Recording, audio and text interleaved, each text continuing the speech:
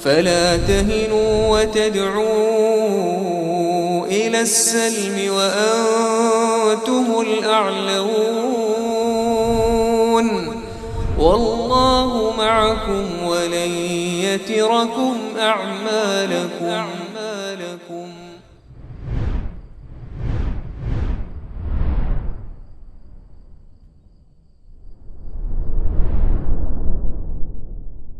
السلام عليكم ورحمة الله وبركاته.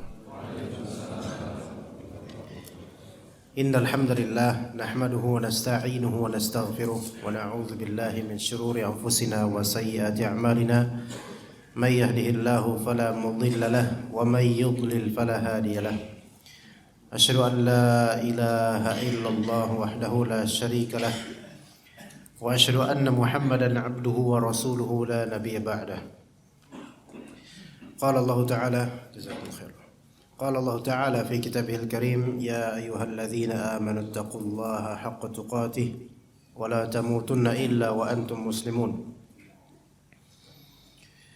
وقال تعالى: يا أيها الناس اتقوا ربكم الذي خلقكم من نفس واحدة وخلق منها زوجها وبث منهما رجالا كثيرا ونساء واتقوا الله الذي تساءلون به والأرحام إن الله كان عليكم رقيبا.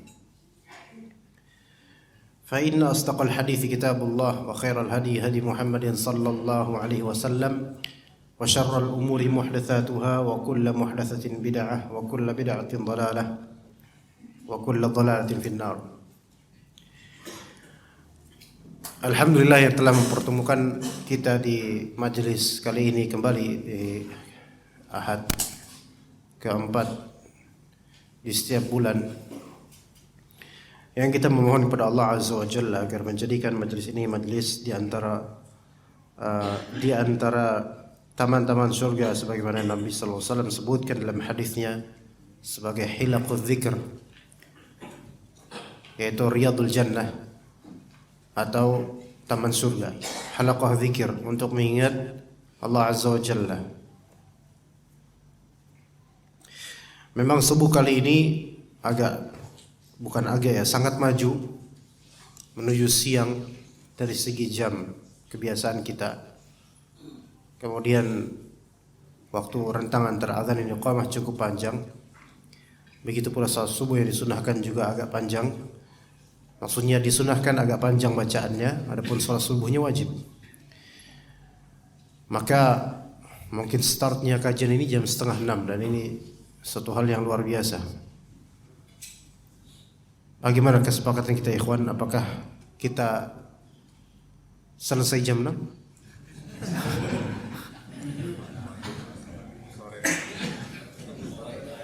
Sore. Tafadhal antum ijlis huna, antum duduk di sini sore sampai sore. Tafadhal ana jam 6:30 mungkin ana selesai, antum tafadhal di sini mungkin mau i'tikaf, tafadhal. Tapi permulaan kajian kita sama dengan permulaan kajian saudara kita Aswaja yang suaranya terdengar di sana. Tadi dengar gak ya, kawan? Iya. Padahal mereka rentang antara azan dan iqamah cepat. Salat subuhnya juga insya Allah tidak selama salat subuh di masjid ini. Apa yang lama? Nyanyinya, muqaddimahnya yang lama. Muqaddimahnya yang lama. Dan itu pun pagi-pagi sudah berbuat syirik.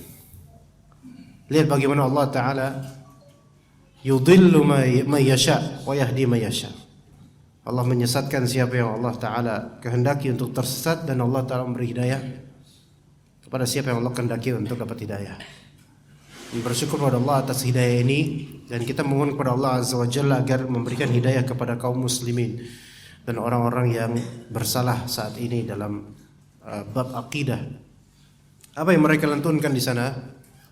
Yaitu lagu, walaupun di situ ada selawat bizamihim, ya, sesuai dengan keyakinan mereka mungkin selawatnya, dan pada hakikatnya yang mereka nyanyikan itu lagu langitan. Iya, yang terbit di awal-awal era 2000-an.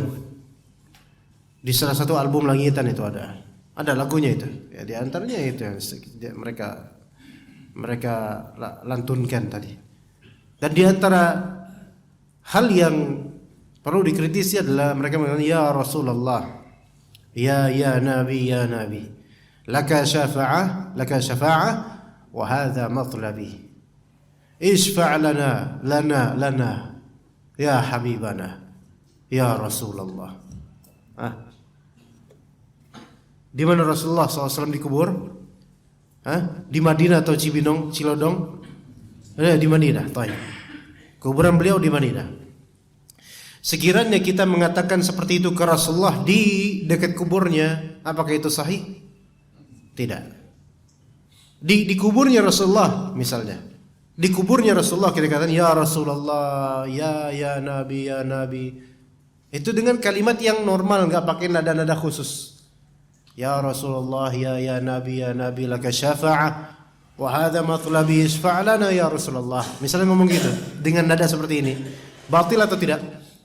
Batil. Apalagi kalau dengan permainan congkok. Ya Rasulullah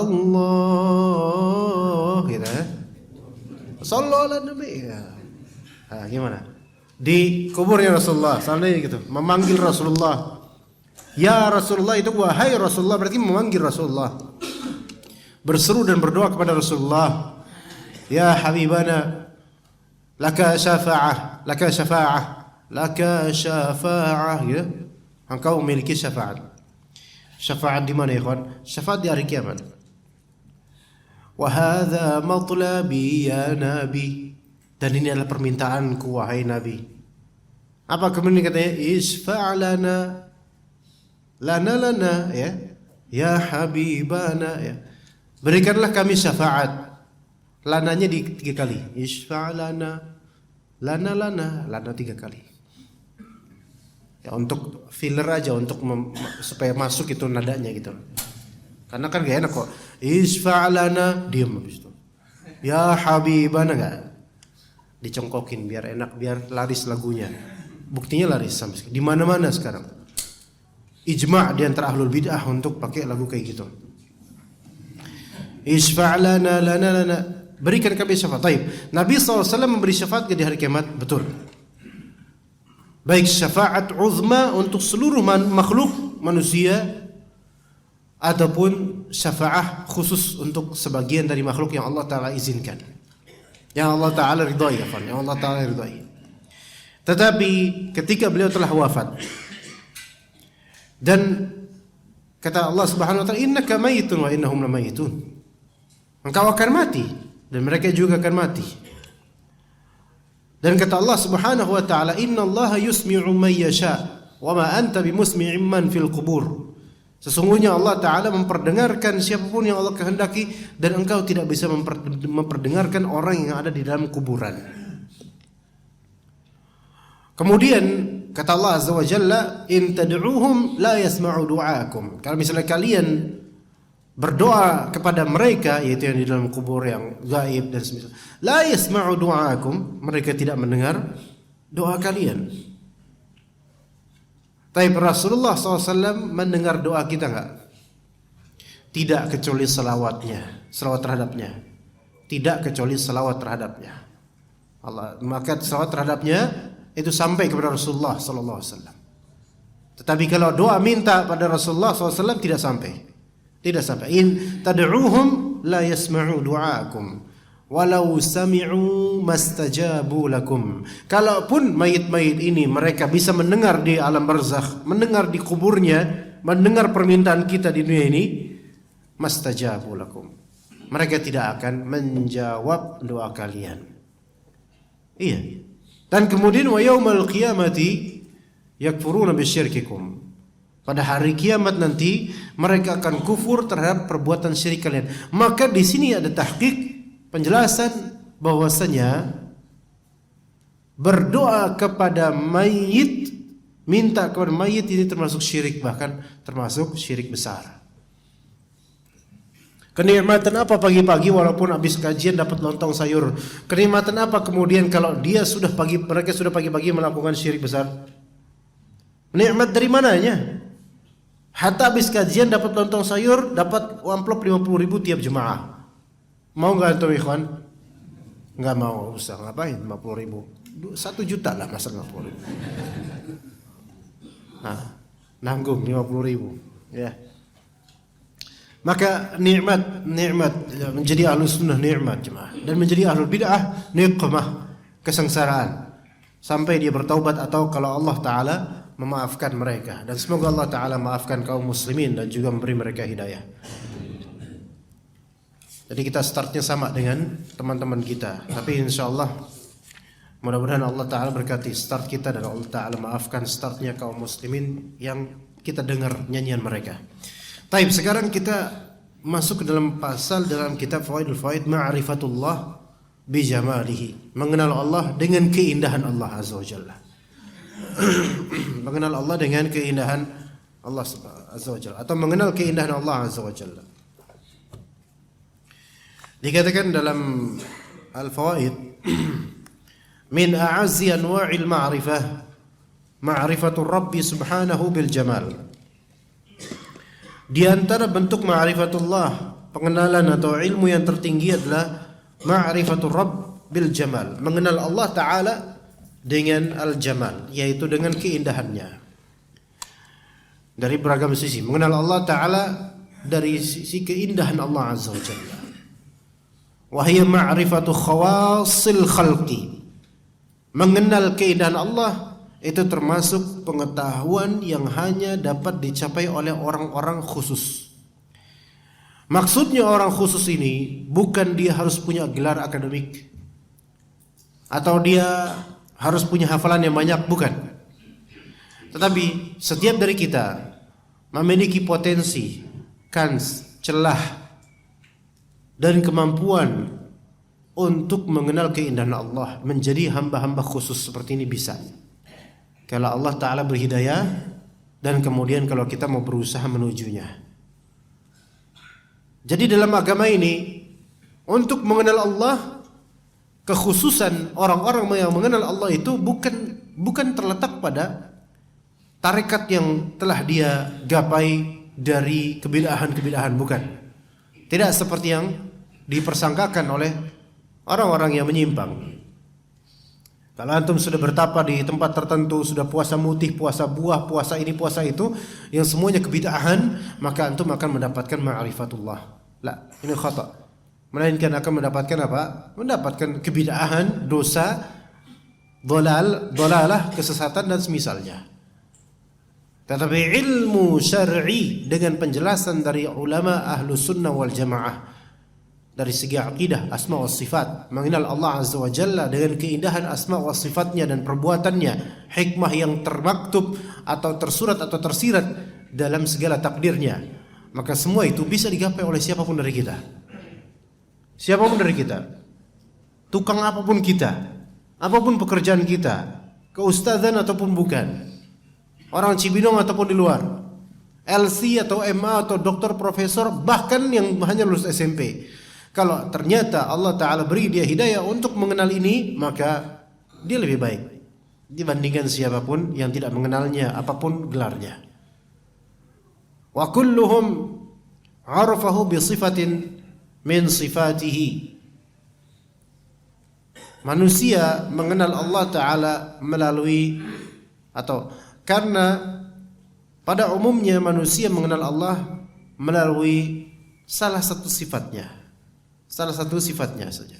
Wa atammuhum ma'rifatan man 'arafahu bi kamalihi wa jalalihi wa jamalihi wa jamalihi subhanahu. Dan orang yang paling sempurna ma'rifatnya kepada Allah adalah orang yang mengenal Allah dengan mengetahui kesempurnaan, al-kamal, dengan mengetahui jalal, keagungan Allah, dan mengetahui jamal, keindahan Allah Azza wa Jalla. Laisa kamitslihi syai'un fi sa'iri sifatih. Tidak ada sesuatu pun yang dapat menyamai sifat-sifat Allah Azza wa Jalla.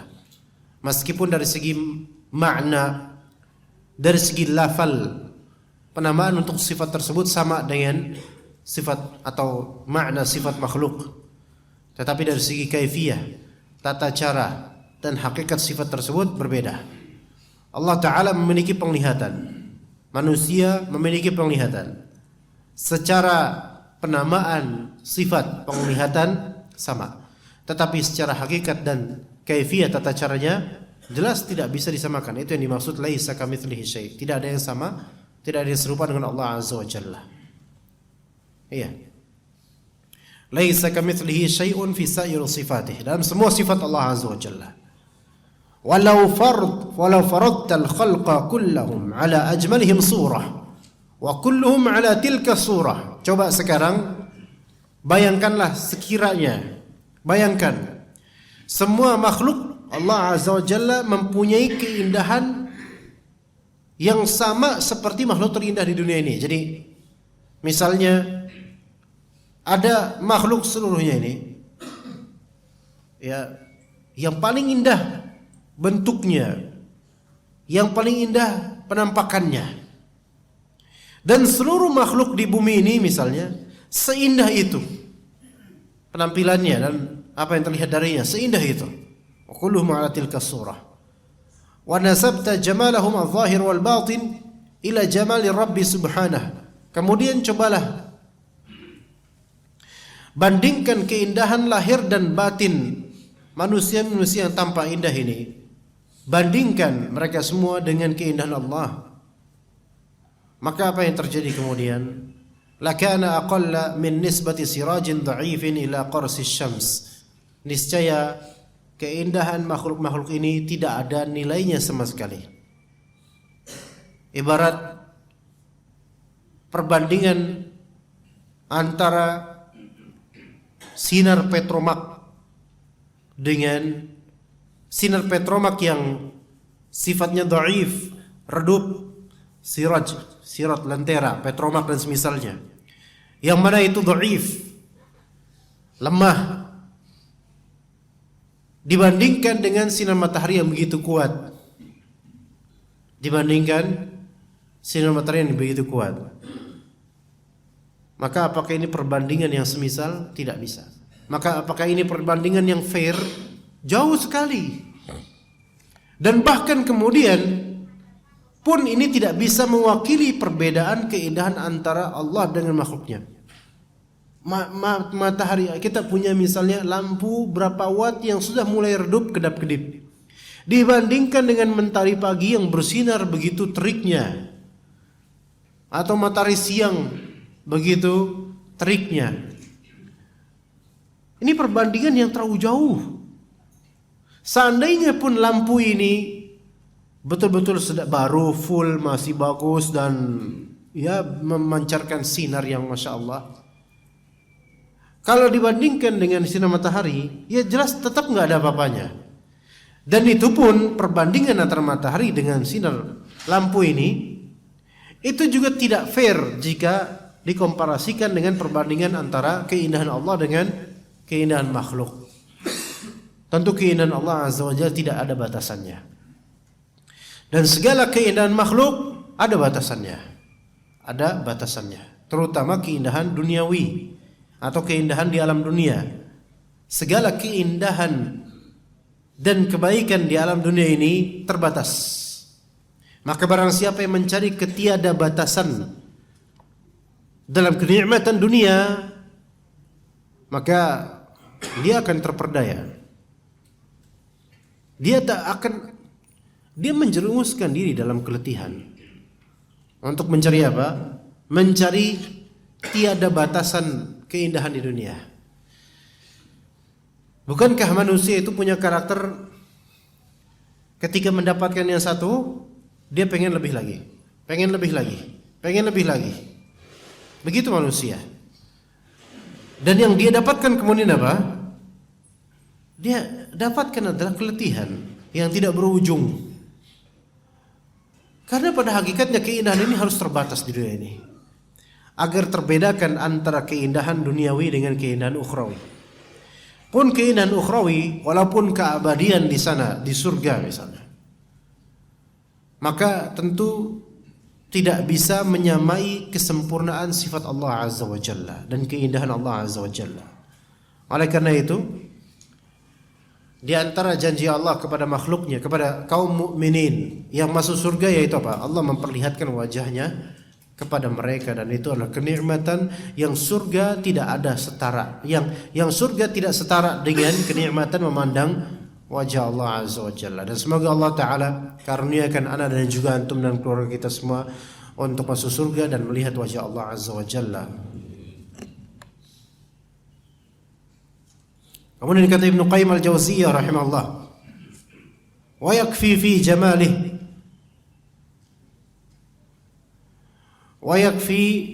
jamalih annahu law kashafa al-hijabu an wajhihi la ahraqat subuhatuhu man taha ilaihi basaruhu min khalqih. Ya, di antara keindahan Allah yang cukup ditunjukkan dalam hadis bahwa seandainya hijab dibuka dari wajahnya Allah Azza wa Jalla, niscaya sinar kemuliaan Allah akan membakar semua makhluk yang terlihat hingga akhir pandangan Allah, yakni semua makhluk dimanapun makhluk ini, dengan batasan yang Allah Ta'ala berikan di semesta ini. Semesta ini terbatas. Semesta ini terbatas dari segala galaksinya, terbatas itu. Dan kalau Allah membuka hijab nur dari wajahnya, maka akan membakar seluruhnya ini. Seluruhnya dari alam semesta dan bumi ini sangat kecil daripada dibandingkan dalam komposisi di alam semesta bumi ini sangat kecil. Hal ini sebagaimana yang terwujud di dalam hadis Nabi sallallahu alaihi wasallam. Inna Allah la yanamu wa la yanbaghi an yanam. Allah tidak tidur dan tidak pantas untuk tidur. Allah Ta'ala tidak merupakan bukan merupakan sifatnya tidur, tidak. Yakhfidul qista wa yarfa'uh. Menurunkan mizan timbangan ataupun mengangkatnya. Yurfa'u ilaihi amalan nahari ya'malun nahari qabla amalil lail. Afwan. Yurfa'u ilaihi amalul laili qabla amalin nahar wa amalun nahari qabla amalil lail. Itu diangkat kepadanya amalan malam sebelum siang dan amalan siang sebelum malam. Jadi amalan-amalan itu apa? Terangkat kepada Allah Azza wa Jalla. Terangkat kepada Allah Azza wa Jalla. Kata Allah Azza wa Jalla, ilaihi yas'adul kalimut thayyib wal 'amalus salihu yarfa'uh. Kepadanya lah terangkat kalimat-kalimat yang baik, zikir-zikir yang sahih. Tidak seperti zikir lagu-lagu yang tadi kita simak. Wal 'amalus salih, dan juga amal saleh terangkat kepada Allah. Kata Allah Azza wa Jalla, lahu mu'aqibatun min baini yadayhi wa min khalfihi yahfazunahu min amrillah. Allah Subhanahu wa taala memiliki beberapa malaikat mu'aqibat. Malaikat yang selalu mengikuti manusia. Lahu mu'aqibat. Pada manusia ini Allah titipkan ini di antara tafsiran terhadap ayat yang tadi saya sebutkan. Lahu mu'aqibatun min baini yadayhi wa min khalfihi, depan dan belakangnya ada manusia yang mengikuti, ada malaikat yang mengikuti manusia.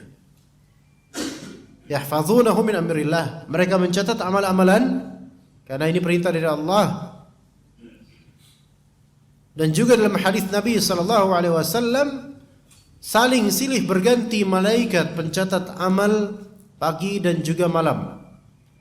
Dan mereka bertemu di waktu apa? Dua waktu, yaitu waktu subuh dan waktu asar. Waktu subuh dan waktu asar.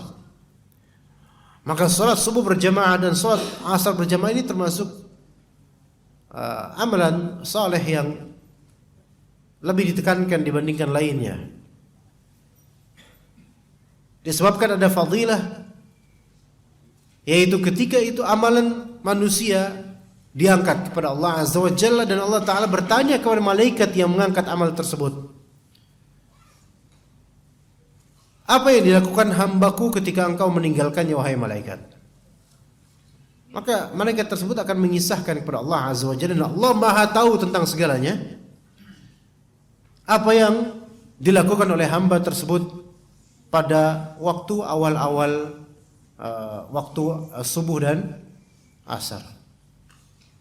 Maka sekiranya kita sedang dalam penantian menuju salat subuh atau lagi salat subuh berjamaah, maka itu yang akan dilaporkan ibadatul waqt atau ibadah on time ketika itu. Dan cukuplah itu sebagai kemuliaan ketika disebutkan, dilaporkan oleh malaikat di hadapan Allah Azza wa Jalla apa yang kita lakukan pada saat itu. Ya. Jadi amalan saleh terangkat kepada Allah Azza wa Jalla. Kemudian kata Nabi SAW, hijabuhu nur. Hijabnya Allah adalah cahaya. Lau kasyafahu la ahraqat subuhatu wajhihi man taha ilaihi basaruhu min khalqih. Ini seperti tadi kita sebutkan. Seandainya disingkap itu nur, maka sinar kemuliaan Allah Ta'ala akan membakar seluruh makhluk yang terlihat hingga akhir pandangannya.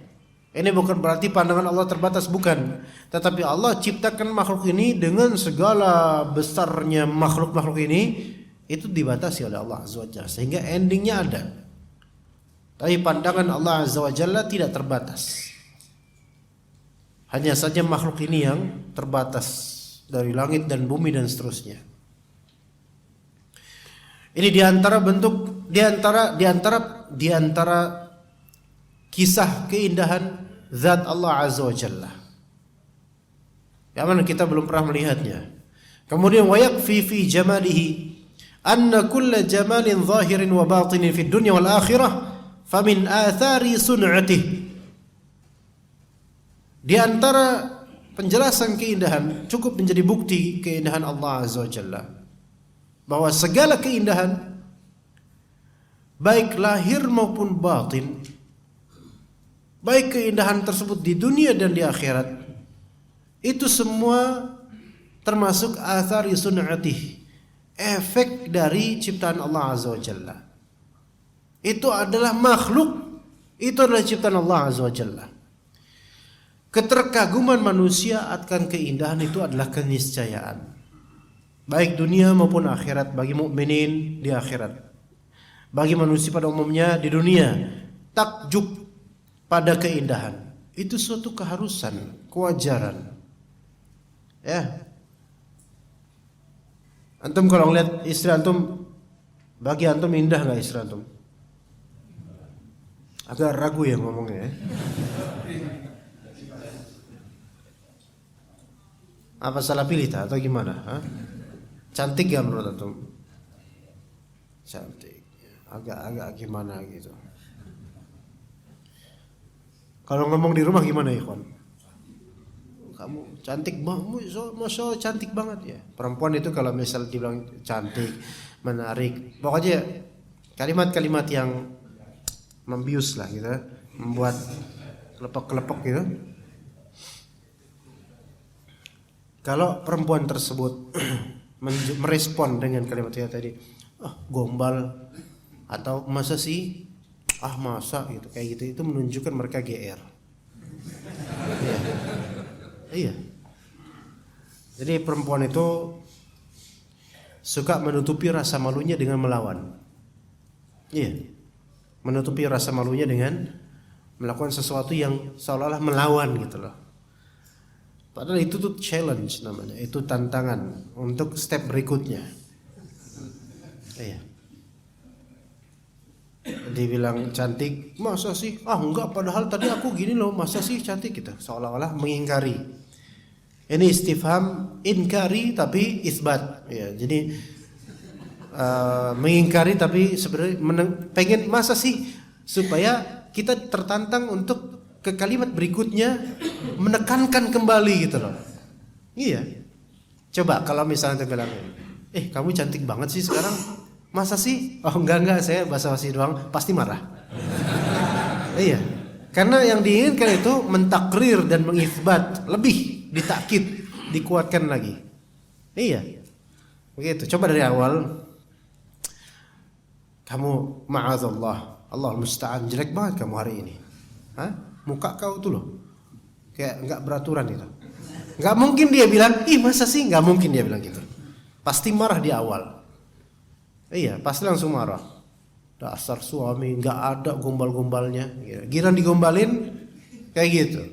Giran kita bilang jelek padahal jujur kayak gitu.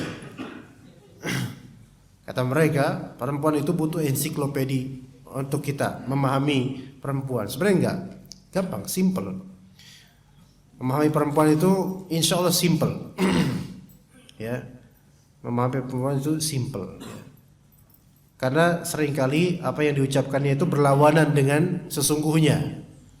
Udah kita nggak usah ngomongin perempuan, karena kita cari jalan. Nah tapi ada kaitannya dalam tema, yaitu antum mengatakan istri antum itu the most beautiful girl in the world at that time. Ya, pada waktu tersebut. Ya. Adapun kalau sekarang, ya lagi in searching, ya. Mungkin nyari lagi. Dulu ada masa-masanya ketika masih muda, awal-awal nikah, itu merasa istri kita itu the best lah pokoknya. Dari segala sisi, ya. Depan, belakang, atas, bawah, kanan, kiri, oke semua lah pokoknya. Taib, itu keindahan. Wajar kalau laki-laki menyukai keindahan seperti itu. Wajar juga kalau misalnya perempuan melihat suaminya ganteng dan perempuan ini suka, maksudnya istri ini suka. Wajar nggak ya, Kon? Hah? Istri antum ngelihat diri antum ganteng, wajar nggak? Nggak, bukan, salah kalimatnya. Istri antum seneng ngelihat antum ganteng. Istri antum seneng ngelihat antum ganteng, wajar nggak? Wajar karena jarang. Iya. Hah? Gantengnya laki-laki itu bukan sebatas di wajah kan, tapi bagian perjuangannya mencari nafkahnya itu ganteng bagi perempuan itu, perjuangannya itu. Nah, ini keindahan seperti ini disukai oleh lawan jenis, baik laki-laki atau perempuan. Ini maklum. Dan ketahuilah betapa banyaknya keindahan yang hati kita tertawan padanya ketika kita masih belum memilikinya dan masih jauh darinya. Itu terasa lebih indah. Dan dunia seperti itu memang. Segala dunia seperti itu. Ketika antum masih berjauhan dari keindahan tersebut, di hati antum itu atau di mata antum, Masya Allah, indah banget itu. Sehingga antum ingin mendekati atau memilikinya. Namun segala macam dunia ketika antum memilikinya, maka pasti ada tumbal yang harus dikorbankan. Iya, betul gak? Nikah pada perempuan ada gak tumbalnya? Hah? Apa? Ada gak tumbal proyek nikah? Ada. Apa? Mahar kan? Bahasa kasar tumbal. Yaitu ada yang harus dikorbankan. Tumbal kan pengorbanan. Iya. Di sini kelihatan gunung nggak, ikhwan? Hah? Kelihatan gunung apa? Gunung Salak. Baik. Kalian nggak tahu daerah sini gunung apa? Pokoknya kelihatan gunung. Kelihatan, wah indah sekali ya gunung itu ya. Yuk ke sana yuk. Akhirnya Majelis Ta'lim Al-Ikhlas Puri Nirwana 2 Cibinong mengadakan rehlah. Iya, 40 orang. Ya, 40 orang mendaki Gunung Salak misalnya. Apa yang terdapat di sana? Pohon, batu, tanah. Akhirnya itu bilang apa? Mendingan dari jauh dah kalau kayak gini. Iya, capek, tumbalnya apa? Tenaga, uang, transport dan seterusnya. Itu dunia kayak gitu. Anda punya bini satu, pengen nanduk lagi, pengen nambah lagi, 2, dan memprediksikan bahwa saya kalau memang ada kaidah bagi sebagian, walaupun ini entah ini kaidah ya nggak untuk diterapkan semua orang, tetapi di antara tanda kesuksesan pria adalah semakin banyaknya perempuan di belakangnya. Akhirnya membayangkan bahwasanya kalau gue punya bini 2, pasti lebih indah hidup ini. Ini losta-masta ini, bikin hidup lebih hidup ini. Iya. Akhirnya antum menerapkannya. Dan ternyata terjadi hari kiamat sebelum waktunya. Iya. Yang pertama ngerinya kayak kuntilanak, yang kedua kayak kalong wewe. Jadi sama-sama mengerikan akhirnya. Yang pertama pemarah, yang kedua juga ternyata tadinya kelihatan indah, bagus, baik, masya Allah, diterapkan dan ternyata menghancurkan karir pernikahannya. Banyak kayak gitu, banyak ikhwan kayak gitu banyak. Ya, seperti itu banyak. Karena hanya melihat keindahan yang sebenarnya itu terbatas, dan itu pun kadang-kadang kamuflase dan kepalsuan.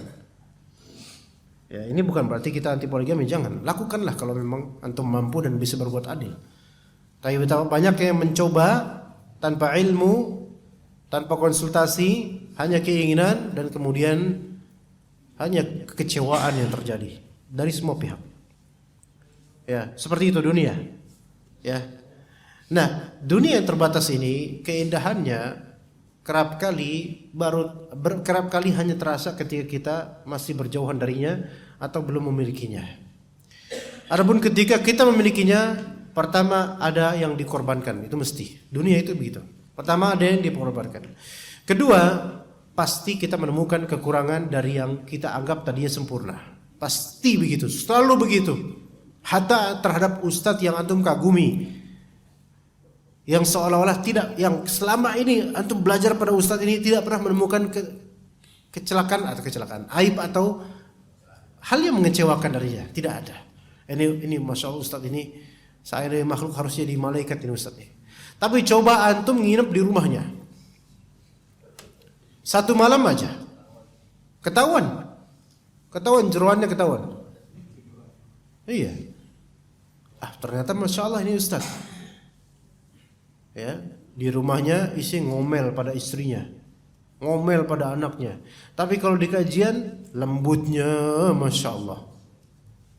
Tapi kalau terhadap istri anaknya itu disalah-salahin, dimarahin, diomelin. Anaknya sampai ketakutan. Kayak gini ternyata ustadz kita nih. Akhirnya yang tadinya itu menganggap nilai tinggi langsung ambruk langsung di hatinya. Begitu manusia, begitu dunia. Ya. Adapun kepada Allah Azza wa Jalla, keindahannya, kalau manusia, makhluk ini ada yang indah, sesungguhnya semua keindahan makhluk dijama' semuanya itu hanyalah makhluk. Bagaimana kalau makhluk itu seindah ini, bagaimana dengan penciptanya? Bagaimana dengan penciptanya? Kemudian kata Ibnu Qayyim rahimahullah, wa yakfi fi jamalihi annahu lahul izzatu jami'a wal quwwatu jami'a wal judu kulluh. Keindahan Allah cukup digambarkan bahwa karena dialah Allah yang memiliki semua kemuliaan, kekuatan, kemurahan, kebaikan, ilmu, keutamaan. Bahkan walinuri wajhi asyraqatiz zulumat. Bahkan karena cahaya wajahnya lah semua kegelapan menjadi terang benderang. Kayak kata Nabi SAW dalam doanya, a'udzu binuri wajhika alladzi asyraqat lahu dhulumat wa salaha 'alaihi amrud dunya wal akhirah. Saya berlindung kepada cahaya wajahmu ya Allah. Yang mana cahaya wajahmu itu telah menyinari, membuat segala kegelapan itu bersinar terang, dan segala atau menjadikan segala urusan dunia dan akhirat menjadi baik. Itu karena apa? Karena cahaya di wajah Allah Azza wa Jalla. Itu kata Nabi SAW. Dan kata Abdullah bin Mas'ud radhiyallahu anhu, laisa 'inda rabbikum lail wala nahar. Bagi Rabbmu tidak ada istilah malam dan siang. Istilah malam dan siang itu hanya ada di kita sekarang. Bagi Allah Ta'ala semuanya sama. Nurus samawati wal ardi min nuri wajhi. Cahaya langit dan bumi itu semua dari cahaya wajahnya. Memang kita lihatnya dari matahari. Tetapi kata Abdul Mas'ud dan juga kata Rasulullah sebelumnya, bahwa saya cahaya Allah lah yang menyinari segalanya ini. Maka matahari Tidak secara independen bersinar seperti itu, enggak.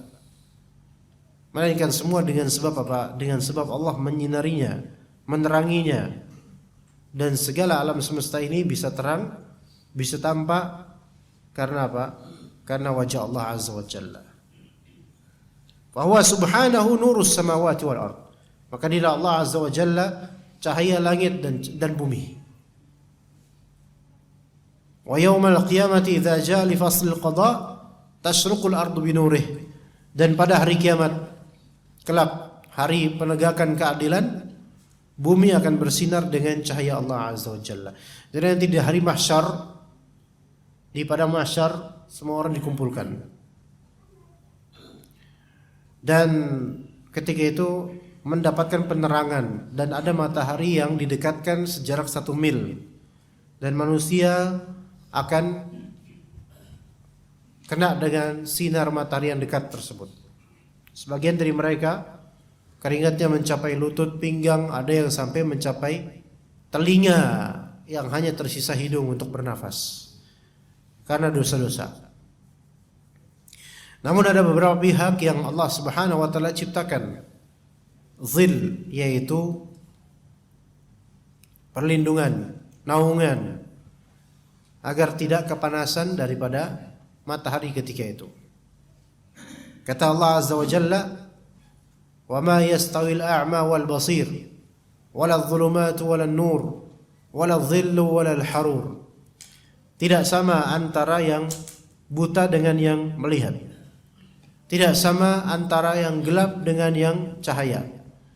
Tidak sama antara zil, yaitu naungan, dengan harur yang panas. Itu di antara tafsirannya. Maka tidak sama nasib orang yang mendapatkan cahaya dari Allah dan naungan dari Allah di hari kiamat nanti. Tidak sama dari segi rasa panas dan tidaknya, dan tidak sama pula dari segi kecepatan yang dirasakan di hari kiamat itu. Ya. Maka kita berpikir bagaimana caranya supaya kita selamat. Ya. Caranya adalah apa? Bagaimana cara di akhir surat Al-Kahfi gimana ya kawan? Faman kana yarju liqa'a rabbih falya'mal amalan salihan wa la yusyrik bi'ibadati rabbih ahada. Beramal soleh, jangan berbuat syirik. Kemudian juga tunaikan di antara yang tunaikan dalam hadis sab'atun yudhilluhumullahu fi dhillihi yawma la dhilla illa dhilluh. 7 golongan yang dinaungi oleh naungan dari Allah Azza wa Jalla, yang tidak ada naungan ketika itu melainkan naungan darinya. Yang paling pertama apa? Imamun adil. Imam yang adil. Imam di sini mencakup imam kenegaraan sampai skala mikro, yaitu imam keluarga. Bagaimana menggapai posisi imam adil dalam keluarga? Antum punya anak lebih dari 1, berlaku adillah di situ. Ya. Dan juga ada di antara hal yang sangat kalau bisa kita lakukan ya, yaitu seorang pria dia menyendiri kepada Allah Azza wa Jalla dan basah matanya dengan air mata karena mengingat Allah. Ini di antara ibadah sir, ibadah rahasia yang setiap dari kita perlu untuk memilikinya tanpa diketahui oleh siapapun kecuali Allah Azza wa Jalla. Pertanyaannya, apakah seseorang ketika dia di keramaian namun dia tidak mengindahkan adanya keramaian tersebut, tidak menggubrisnya, melainkan dirinya fokus hanya pada Allah Azza wa Jalla. Dan ketika itu kalbunya terketuk untuk mengingat Allah Azza wa Jalla, dan dia menangis dalam keadaan tidak tahunya orang-orang akan tangisan dia, walaupun orang-orang itu di sekitarnya. Apakah orang ini termasuk? Mudah-mudahan termasuk. Dan di antara contoh misalnya dalam kajian, seorang di antara kita menangis, menetes kemudian air matanya karena mengingat Allah sesuai dengan apa yang disampaikan oleh pemateri kajian. samping, depan, kanan, kiri dan seterusnya, tidak mengetahui bahwa dirinya menangis. Memang dari segi zahir orang ini di keramaian, tapi dari segi perasaan dia merasa hanya dengan Allah Azza wa Jalla. Makanya sepertinya mudah-mudahan juga termasuk. Fafadat 'ainuhu, maka penuhlah matanya dengan air mata. Tetapi jangan biasakan hal seperti ini. Baru menangis ketika di keramaian, walaupun di keramaian dia tidak menggubris siapapun, nangis itu. Jangan terbiasa dengan seperti ini. Lebih membiasakan diri untuk menahan tangisan ketika dekat dengan orang siapapun itu, dan mengucurkannya ketika sudah tidak ada orang di sekitarnya. Begitu. Itu jauh lebih afdal. Lebih terjaga keikhlasan kalbunya, lebih merasakan keindahan Allah Azza wa Jalla, kelezatan bersamanya. Dan kemudian di antara keindahan Allah Azza wa Jalla yang mungkin belum termaktub di sini, tapi bisa kita katakan sebelumnya, kata Allah Azza wa Jalla, kata Nabi SAW, Inna Allaha jamilun yuhibbul jamal. Sesungguhnya Allah itu maha indah, mencintai keindahan. Wa jamalullahi Azza wa Jalla arba'u maratib. Keindahan Allah ada 4 martabat, ada 4 macam, dan kesemuanya ada. Pertama, jamalul dzat, jamal keindahan secara zat, itu yang pertama. Itu yang pertama, keindahan secara zat. Kedua, jamalus sifat, keindahan secara sifat. Yang pertama keindahan secara zat, yang kedua keindahan sifat-sifatnya secara sifat. Yang ketiga jamalul af'al, keindahan perbuatan Allah Azza wa Jalla. Dan yang keempat jamalul asma, yang keempat keindahan nama-nama Allah Azza wa Jalla. Ini insyaallah 4 ini akan kita rinci pada next meeting, pertemuan mendatang. Tapi kita ringkas saja. Jamal, keindahan zat Allah, keindahan sifat Allah, keindahan perbuatan Allah, dan keindahan nama Allah Azza wa Jalla. Sekarang ini corona ini masih ada gak kira-kira ikhwan? Hah? Masih? Masya Allah. Jumhur dari antum enggak pakai masker. Yang pakai masker pun memakainya dengan cara yang tidak sesuai dengan pendahulu kita.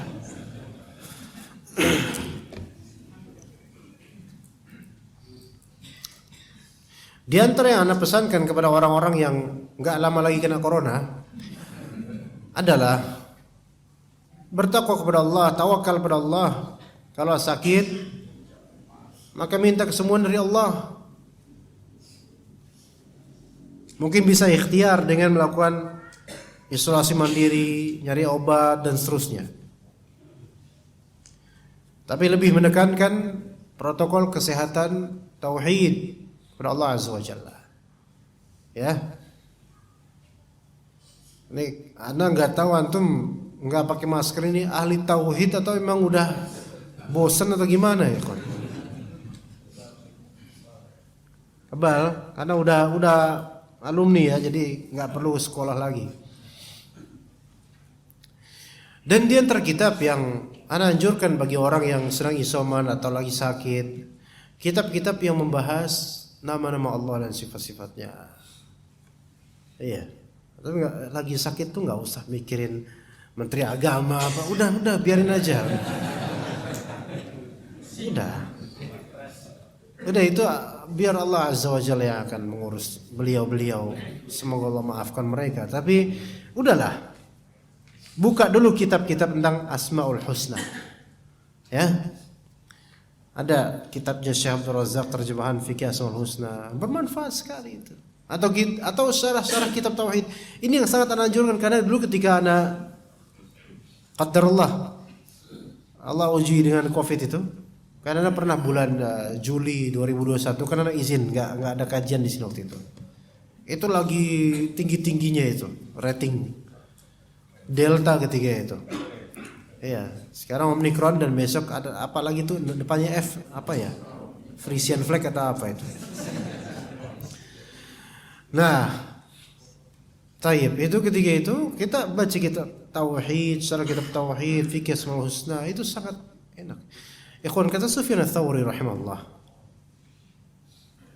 ada kalanya manusia itu keadaannya lebih baik ketika dia kesusahan atau tidak memiliki, ya, atau manusia atau sebagaimana perkataan beliau,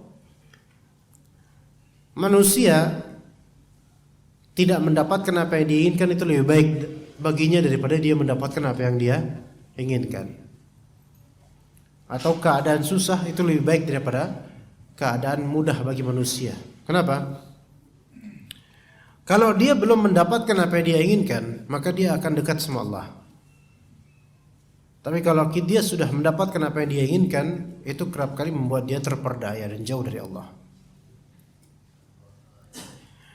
Tadi malam Anda mendengar, atau kemarin, pokoknya kemarin tadi malam, interview seorang talibul ilm kepada seorang syekh yang bernama Syekh Masyhur Al-Salman, salah satu ulama Jordania, muridnya Syekh Al-Albani rahimahullah, dan juga teman dekat dan sahabatnya Syekh Ali bin Hasan Al-Halabi rahimahullah.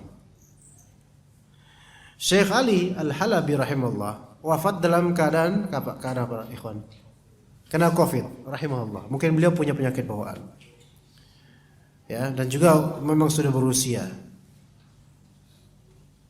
Yang ajaibnya ketika para penandu dan pengiring jenazahnya tidak pakai protokol penguburan Covid, nggak pakai peti dan nggak pakai bubble wrap dan semisalnya, ya. Kata Syekh Masyhur, wallahi, kata beliau berkata, wallahi, akhir-akhir kehidupan Syekh Ali Al-Halabi saya lihat itu adalah momentum paling terbaik hidupnya, justru di masa-masa kritisnya dan masa-masa sakitnya. Itu justru saya melihat itu justru paling indahnya kehidupan beliau saat itu. Iya, paham nggak maksudnya, kawan?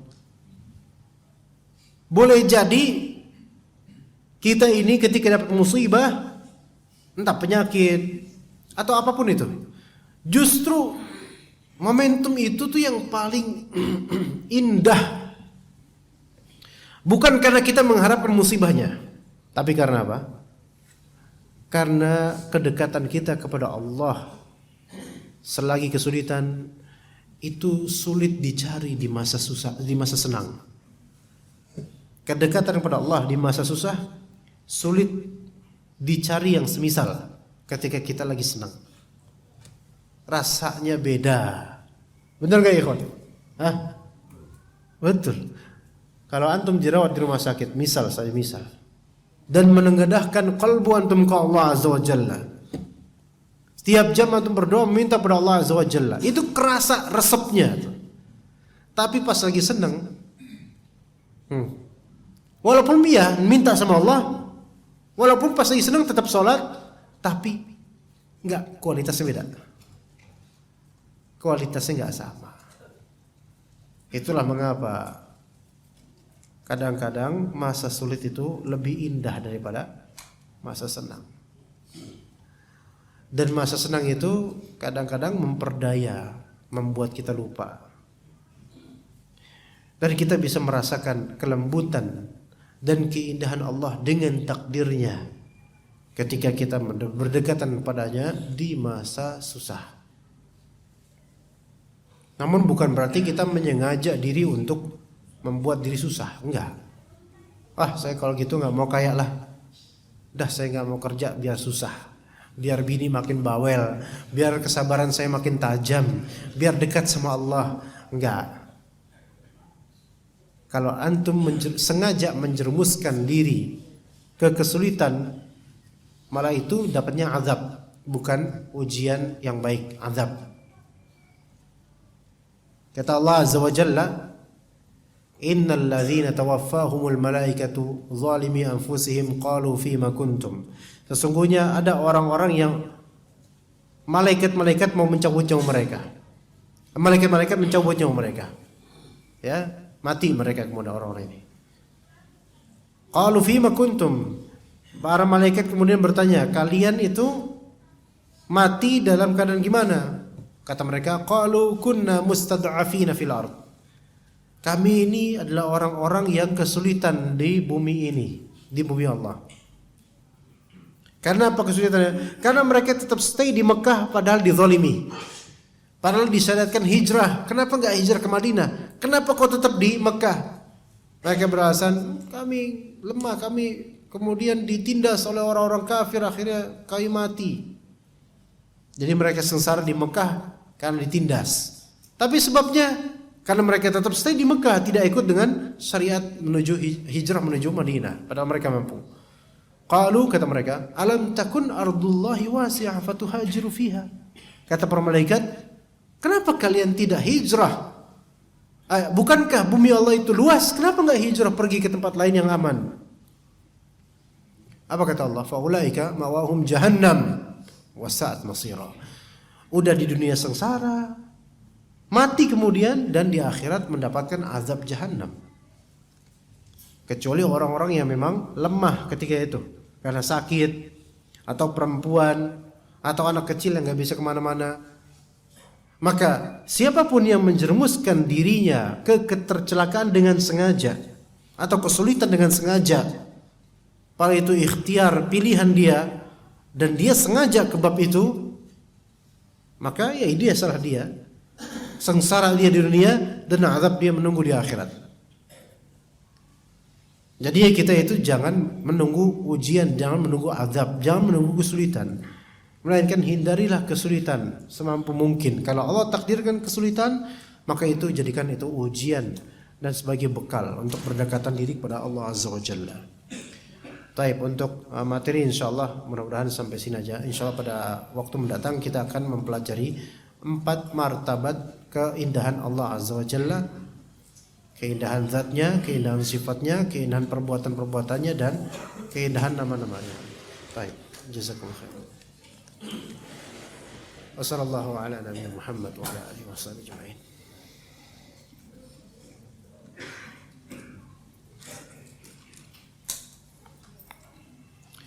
Assalamualaikum. Waalaikumsalam warahmatullahi wabarakatuh. Apa dalil mayat tidak mendengar lagi di kubur? Kan dari kecil kami dengar mayat hanya mendengar, tapi tidak bisa bicara. Kan dari kecil kami dengar mayat hanya mendengar.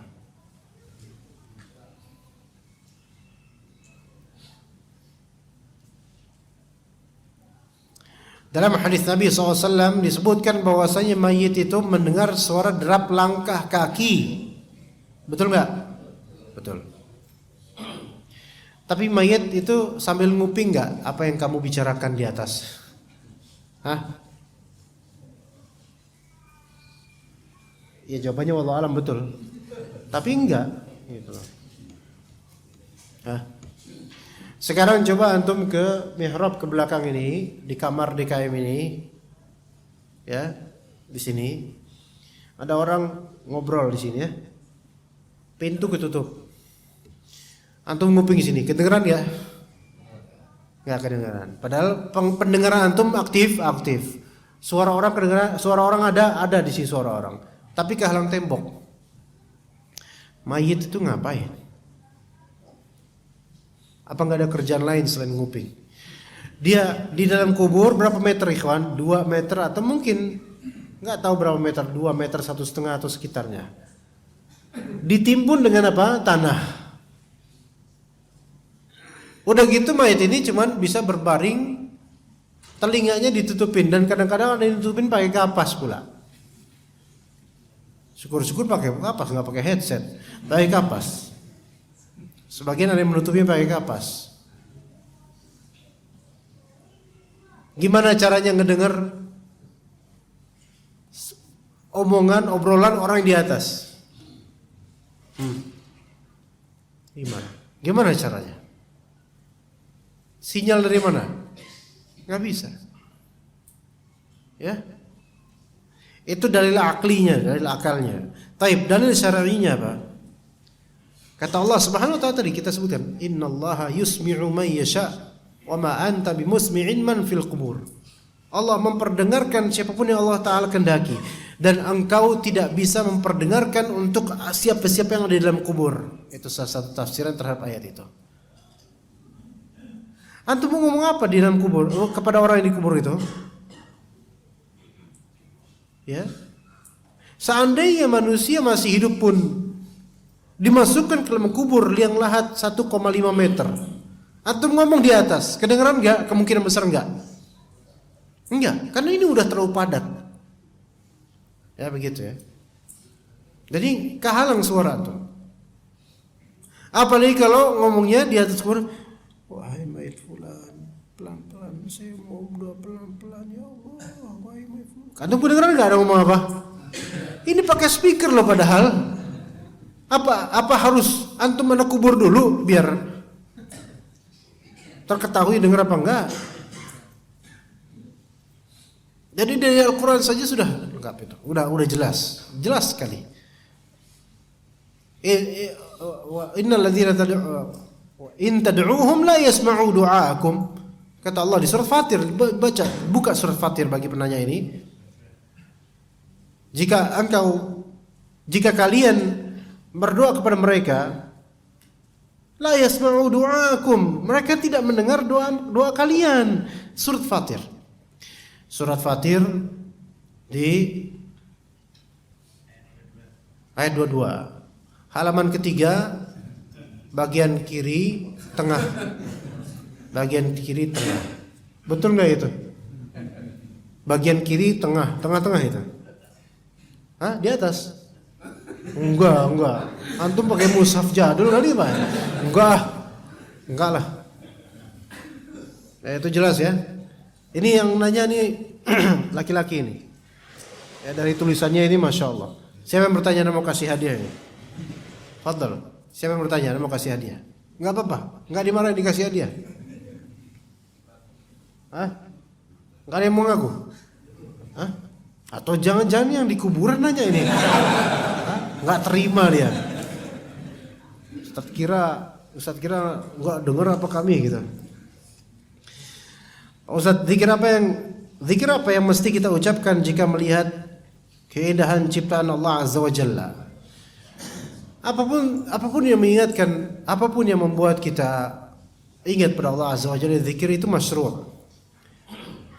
Tapi boleh kita katakan Masya Allah tabarakallah.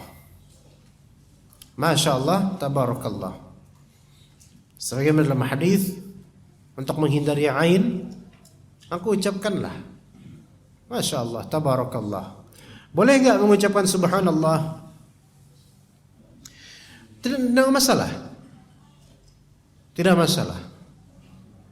Karena dalam Al-Quran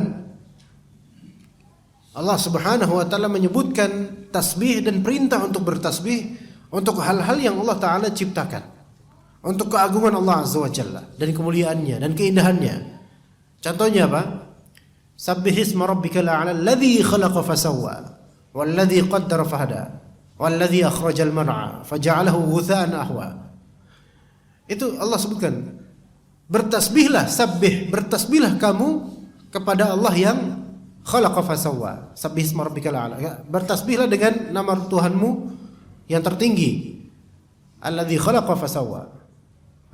Sabbihisma rabbikal a'la alladzi khalaqa fasawwa. Ya, saya yang menciptakan dan menyempurnakan. Jadi kan berarti ada isyarat bahwasanya antum melihat penciptaan dari Allah taala, penyempurnaan dari Allah Azza wa Jalla, kemudian rumputan itu diperintahkan bertasbih, maka enggak masalah. Ya. Melihat keindahan, kemenangan, kebaikan, kemudian antum bilang subhanallah, boleh enggak? Boleh. Di antara dalilnya setelah tadi surah Al-A'la, di antara dalilnya idza jaa nasrullahi wal fath wa ra'aitan nasa yadkhuluna fi dinillahi afwaja fasabbih bihamdi rabbika wastaghfir. Yaitu jika ada kemenangan dari Allah Azza wa Jalla, pertolongan dari Allah, fath, pembukaan, yaitu orang-orang mulai masuk Islam banyak-banyak. Ini kan keindahan. Maka apa kata Allah? Fasabbih, bertasbihlah kamu. Boleh mengatakan subhanallah. Ya, boleh. Ya, jadi tidak masalah. Tapi bisa subhanallah, tafadhal. Masyaallah bisa, tabarakallah bisa. Ya. Ya. Jangan bilang na'udzubillah, itu malah indikasi enggak enak. Atau ma'adzallah. Ya, ngelihat ada ikhwan lewat, na'udzubillah min dzalik. Itu berarti antum apa ya, menganggap itu sesuatu yang harus dihindari, itu manusia itu. Ya kalau memang itu dihindari ya enggak apa-apa, na'udzubillah min dzalik.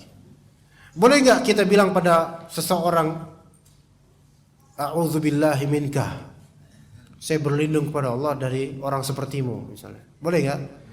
Kalau memang berhak boleh. Iya.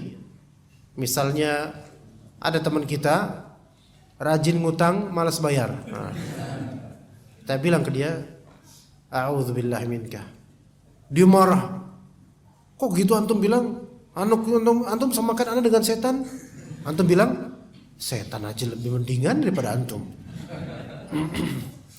Setan itu nggak pernah ngutang sama kita, karena mungkin takut mau bayar apa enggak. Antum ngutang terus bayar enggak?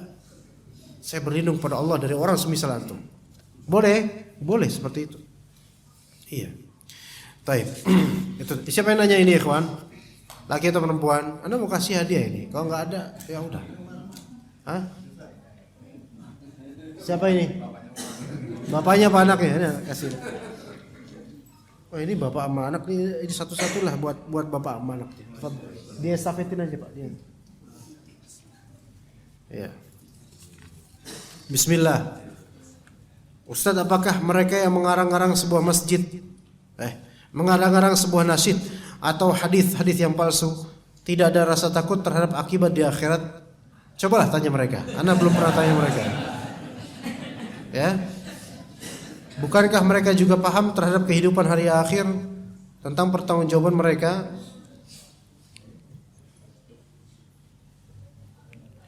Mereka memiliki takut kepada Allah dan hari akhir atau akhirat, tetapi tidak dalam konteks hawa nafsu mereka. Ya, kalau dalam konteks hawa nafsu mereka, mereka tidak takut. Sebab pertanyaan ini sama seperti yang lainnya. Orang-orang yang berzina, orang-orang yang mencuri, tidakkah mereka takut pada Allah? Mereka punya rasa takut, tapi tidak dalam konteks hawa nafsu mereka. Begitu. Ya kalau antum bilang ke mereka ini misalnya, mereka mengarang sebuah nasyid. Di sini nasyid rinci ya, maksudnya nasyid ini apa ini gitu loh.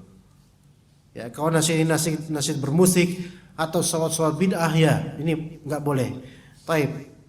Antum bilang kepada mereka, antum kok bikin grup nasyid sih, pakai musik lagi. Antum nggak takut sama Allah? Mereka akan berkata, kami takut sama Allah, tapi ini cara kami untuk syiar, katanya, syiar. Iya. Begitu. Hadis-hadis palsu. Hadis palsu tentang maulid. Ada hadis palsu tentang maulid, barang siapa menyelaraskan maulidku maka dia akan begini, banyak. Antum tanya kalau antum enggak takut sama Allah? Enggak takut azab akhirat? Atau menyebarkan hadis-hadis palsu ini? Mereka pasti punya alasan. Membuat-buat alasan. Kata mereka, ini karena kami cinta terhadap Nabi SAW, maka kami buat seperti ini. Iya.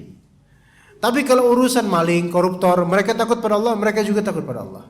Jadi banyak orang itu takut pada Allah ketika memang tidak sesuai dengan hawa nafsunya. Tapi kalau maksiat ini sesuai dengan hawa nafsunya, hilang rasa takut mereka kepada Allah. Ini yang namanya beriman dengan adanya kefasikan, gitu loh. Ya begitu. Dan mengarang-arang hadis ini masuk ke dalam ancaman berdusta atas nama Nabi SAW. Man kadzaba alayya muta'ammidan falyatabawwa maq'adahu minan nar. Barang siapa yang berdusta atas namaku secara sengaja, maka dia akan masuk neraka. Dan juga kata Nabi SAW, tidaklah sama kalian berdusta atas namaku dibandingkan berdusta atas nama selainku. Gak bakal sama. Antum berdusta atas nama bapak antum, dosa memang, tapi tidak sama besarnya dosa itu dengan besarnya dosa berdusta atas nama Nabi SAW. Ya, ditambah udah berdusta atas nama Nabi, terus mengaku keturunan dari keluarga Nabi, ya. Kemudian melecehkan syariat Nabi kadang-kadang, ya, melecehkan jenggot, kemudian juga melecehkan masalah sunnah Rasul, sebagian belakangan terjadi itu. Orang-orang seperti ini, mereka, antum akan bertanya kepada mereka, ini yang membela wayang dan semisalnya, apa mereka nggak takut sama Allah? Kalau sesuai dengan haus mereka nggak takut sama Allah sebenarnya. Iya, begitu. Assalamualaikum Pak Ustaz. Waalaikumsalam. Saya mau tanya, apakah saya berdosa kalau tidak menyuruh suami saya sholat? Insya Allah berdosa. Iya. Tapi saya takut suami saya kalau saya suruh sholat, apa nih, saku marah. Hah? Enggak, saku ini suka kali, cuman ini kebalik, saku sama suka. Ini namanya prank ini namanya. Tapi saya takut suami saya kalau saya suruh sholat suka marah. Ini saku, tulis saya saku. Mungkin grogi gitu, takut suaminya itu baca, padahal yang baca saya. Bagaimana itu Pak Ustadz? Ya nggak gimana-gimana Bu. Ya suruh. Kalau dia marah, marahin. Ya tolong diterangkan. Sebenarnya semua ini udah terang benderang Bu. Jadi yang mengerikan adalah yang tersirat dari surat ini, suaminya nggak sholat. Ini yang mengerikan. Kalau diingetin sholat berjamaah, ya sholat bang, sholat bang. Tapi dia masih sholat di rumah. Ini ya udahlah, mudah-mudahan dapat hidayah. Tapi yang muskilah di sini kalau emang nggak mau sholat sama sekali, ya. Al-ahdu bainana wa bainal kufri wasyirki tarkus sholah. Perjanjian perbedaan antara kita Muslim dengan kekufuran dan kesyirikan adalah meninggalkan sholat. Kalau di sini pertanyaannya, berdosa atau tidak saya menyuruh suami saya sholat? Kalau tidak menyuruh suami sholat, berdosa kalau nggak ngingetin. Kalau ternyata ini suami ini nggak pernah sholat fardu 5 waktu, total nggak pernah, berhari-hari, kafir. Iya, bener nggak tuh? Siapa yang berani mengatakan bahwasanya kalau pria suami ini dia nggak mau sholat 5 waktu, nggak pernah sholat, terus dia masih muslim? Siapa yang berani mengatakan? Fadhol, antum tanggung jawaban itu di akhirat. Tapi yang sahih adalah kafir orang ini. Kalau dia meninggalkan 5 waktu sholat fardu, hatta dia sholat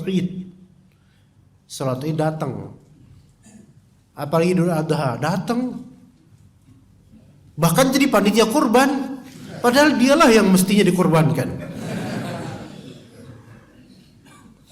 Kalau ternyata suami ini nggak sholat sama sekali, maka kafir dan tidak halal mereka ini.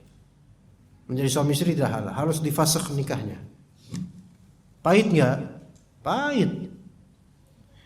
Dan kalau masih berdua bercampur di serumah dengan suaminya, maka dia bercampur dengan orang yang asing.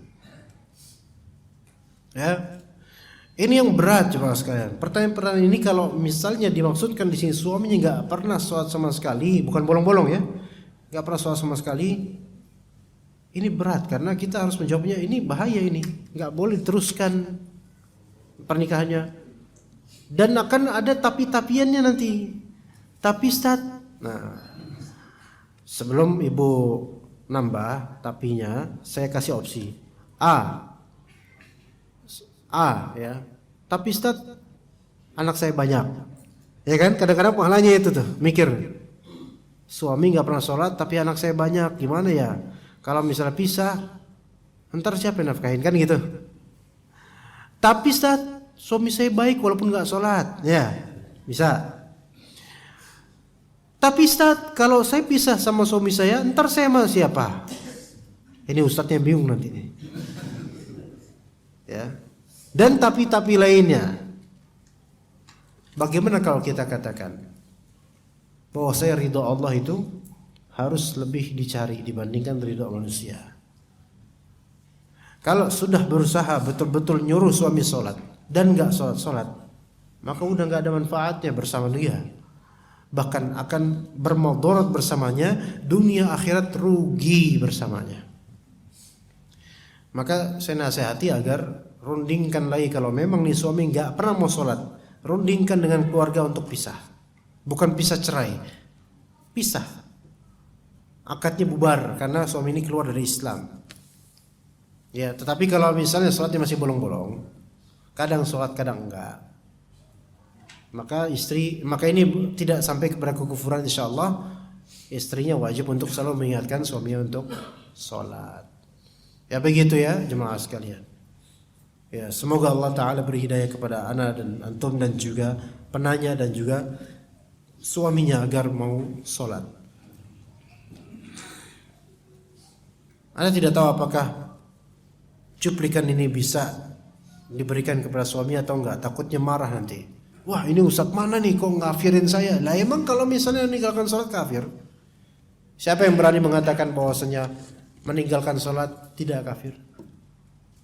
Iya, orang sekarang banyak yang amalannya itu amalan kekafiran, tetapi dikafirin nggak mau. Terus maunya apa? Gitu loh. Maunya dianggap Islam, tetapi amalannya kafir. Ajaib. Ya. Begitu. Semoga Allah beri hidayah pada beliau. Wassallallahu ala nabiyina Muhammad wa ala alihi wa sahbihi ajma'in. Subhanakallahumma bihamdika asyhadu an la ilaha illa anta astaghfiruka wa atubu ilaik. Wassalamu alaikum warahmatullahi wabarakatuh.